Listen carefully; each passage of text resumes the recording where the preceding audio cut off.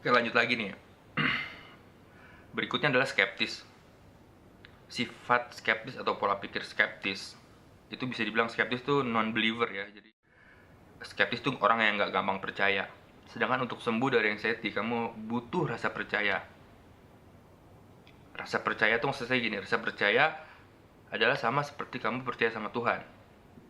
Kamu percaya Tuhan itu ada, kamu percaya Allah itu ada, melindungi kamu terus, kamu percaya hal itu. Masuk logika nggak? Nggak masuk kan? Kenapa kamu percaya suatu hal yang nggak masuk logika? Karena kamu cuma mau yang pengen percaya. Nah itu mesti dibiasakan. Orang-orang skeptis itu nggak bisa kayak gitu. Orang skeptis itu harus pokoknya harus masuk logika gue dulu, baru gue percaya. Which is itu yang bikin kamu lebih susah sembuh lagi. Jadi karena untuk sembuh dari anxiety nggak butuh rasa percaya bahwa gue harus melakukan A, B, C, D, E baru gue sembuh. Nggak ada gitu, nggak ada. Sembuh ya sembuh aja.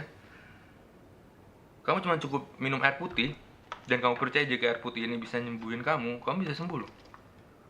Dan orang skeptis nggak bisa kayak gitu, karena dia pikir, apa cuma air putih, masa bisa nyembuhin saya? Tapi orang-orang, makanya dibilang orang skeptis itu non-believer ya, karena memang sifatnya begitu. Tapi orang-orang yang believer, dia percaya hanya dengan minum air putih bisa nyembuhin penyakit, dan dia minum air putihnya dan dia sembuh. Kenapa? Karena dia percaya. Gitu. Jadi untuk orang-orang yang skeptis atau yang hobi skeptis atau yang berpikir bahwa kalau gue skeptis itu adalah gue orang yang pintar, orang hebat, ya boleh. Tapi begitu kamu NC, kamu harus hilangin itu sifat skeptis. Kamu harus blind faith. Blind faith itu adalah percaya suatu hal yang tidak masuk logika. Gitu. Kenapa? Karena anxiety itu yang salah tuh di sini. Yang salah tuh jiwa, yang salah tuh hati. Dan hati itu nggak bisa pakai pikiran gitu. Masalah hati hanya bisa diselesaikan oleh hati, masalah pikiran diselesaikan oleh pikiran. Jadi kamu nggak bisa mikirin gimana caranya. Misalnya gini, oke, sekarang saya minta kamu harus bijaksana. Terus kamu mikir gimana cara gue jadi bijaksana, gimana? Nggak bisa, nggak akan nemu gitu. Kamu bisa jadi bijaksana jika kamu melakukan hal-hal yang bijaksana. Which is nggak usah distrategiin, nggak usah bikin strategi, nggak usah bikin apa, nggak usah. Kamu cuman tinggal datang terus kamu ngelihat seseorang misalnya lagi ada masalah gitu, terus kamu dengan kebijaksanaan kamu oh kamu yang bener, kamu yang salah, kayak gitu aja udah belajar kayak gitu. Atau gini, saya minta kamu cobalah untuk jadi orang jujur. Jujur itu kan kekuatan hati ya, bukan kekuatan pikiran. Terus kamu mikir, gimana cara gue jadi orang jujur, gimana cara? Gak bisa, gak ada. Itu cuma untuk dilakuin aja udah gitu. Udah jujur aja, gak perlu dipikirin. Jadi kamu gak akan sembuh dari anxiety jika kamu berpikir. Oke? Kamu akan sembuh dari anxiety jika kamu menggunakan hati.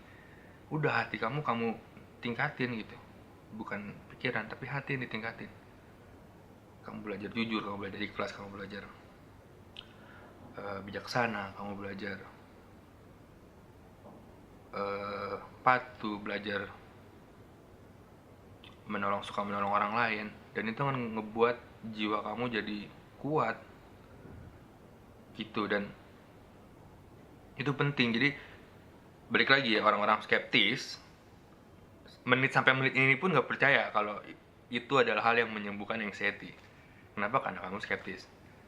Jadi serah deh, apa kamu mau tetap skeptis dan tetap anxiety, atau kamu mau ngerubah skeptis kamu dan kamu memilih untuk percaya, atau gue coba deh gitu. Serah kamu. Oke, sekarang yang terakhir, yang pola pikir yang berubah ya, sebetulnya banyak ya, cuman ini saya nyebutin beberapa karena kamu jago menganalisa. Pastinya kamu bisa analisa sendiri, jadi ini nggak perlu dihafalin.